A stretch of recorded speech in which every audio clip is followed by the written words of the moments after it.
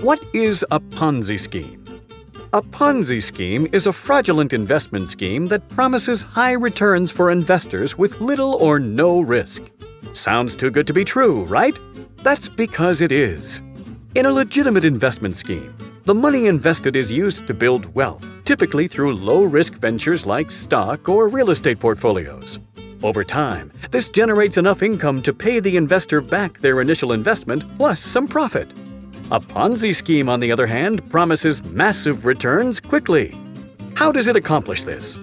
Instead of using the money invested to build wealth, a Ponzi scheme simply brings in more investors to pay off the previous investors. And because these new investors have also been promised large returns, the scheme must then find an even bigger group of investors to pay them off. All the while, the creators of the scheme are skimming cash from each group of investors. Because a Ponzi scheme doesn't generate any wealth itself, it must constantly bring in larger and larger groups of investors to keep functioning.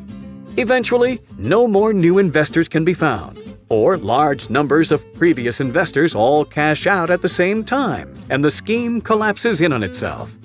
By this time, the perpetrators of the scheme have siphoned off tremendous amounts of money for themselves, while the investors are left out of pocket and out of luck. Without a fixed link to gold, the U.S. Treasury has been able to borrow and spend as much money as it wanted. When the U.S. government needs money, it takes out a loan with the Federal Reserve. The Federal Reserve prints the currency required for the loan, and in return receives an IOU from the U.S. Treasury. These IOUs are called government bonds. With the money provided from these loans, or bonds, the U.S. government pays its bills and obligations. Meanwhile, the U.S. Treasury and the Federal Reserve work closely together to sell these bonds at auction, where foreign central banks, pension funds, and even individuals buy these U.S. government loans. And why wouldn't they? Loaning money to the U.S. government is virtually a risk-free investment.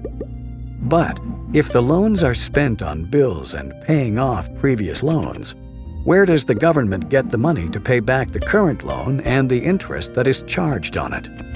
Is investing in a U.S. government bond simply one small part in a giant Ponzi scheme?